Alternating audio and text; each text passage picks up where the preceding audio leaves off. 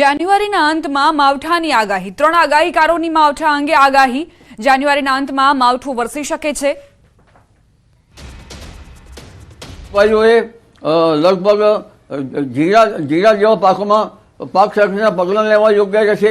આ ઉપરાંત દિવેલા પાકમાં પણ ઈયળો પડવાની શક્યતા રહેશે। ઉત્તર ગુજરાતમાં દિવેલાનું વાવેતર હોય છે અને બાગાયતી પાકોમાં પણ ઈયળો પડવાની શક્યતા રહેશે।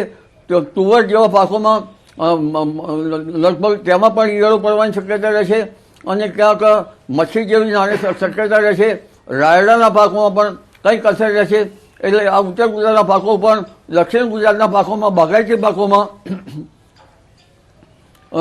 ફળ કોરી ખાનારી ઈયળો અમુક શાકભાજીના પાકમાં પડવાની શક્યતા રહેશે। એટલે ખેડૂત ભાઈઓએ વિષમ હવામાનની વિપરીત અસરના કારણે ખાસ કરીને શાકભાજીના પાકો ઉપર તો ધ્યાન રાખવાનું રહેશે। એટલે ધરતીના તાતના મોઢે આવેલો કોળિયો ઝૂંટવાઈ જાય તેવી સ્થિતિ સર્જાવાની આગાહી થઈ છે। કુદરતી પ્રકોપ થકી કિસાનોની કમર ભાંગી જાય છે। નબળા માલ મજૂરીથી લઈ અને પાક ધિરાણ ભરવામાં ખેડૂતોને આંખે પાણી આવી જાય છે। હવામાન આગાહીકાર પરેશ ગોસ્વામી અને રમણીક વામજાએ પણ ખેડૂતોના આંખે પાણી આવી જાય તેવી આગાહી કરી છે। આગાહીકાર તારીખ સાથે આ કમોસમી કમઠાણની આગાહી કરી રહ્યા છે।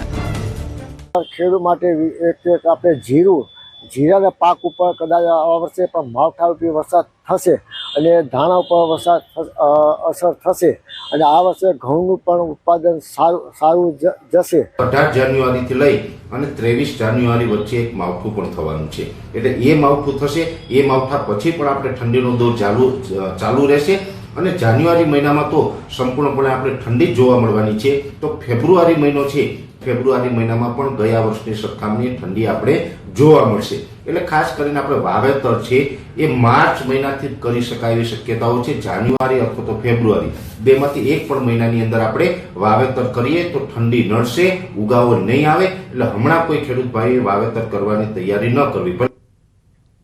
રાજકોટમાં 100 રૂપિયા માટે હોટેલ પર પેટ્રોલ બોમ્બ ફેંકવા મામલે ધરપકડ કરાઈ। અત્યાર સુધી પોલીસે એક સગીર સહિત 3 આરોપીને પકડ્યા।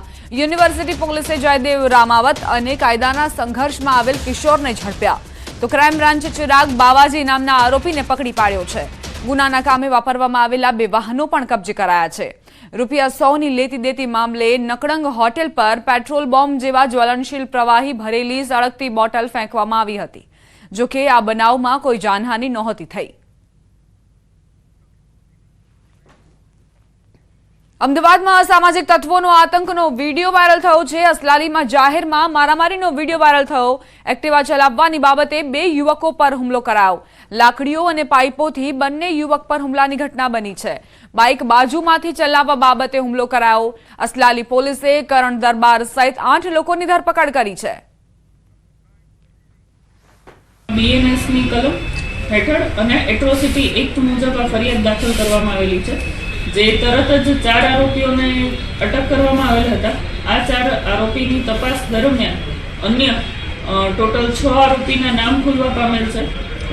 એમ માનીને ટોટલ કુલ 8 આરોપીને અટક કરવામાં આવેલ છે અને રાયોટિંગની કલમનો પણ એમાં ઉમેરો કરવામાં આવેલો છે।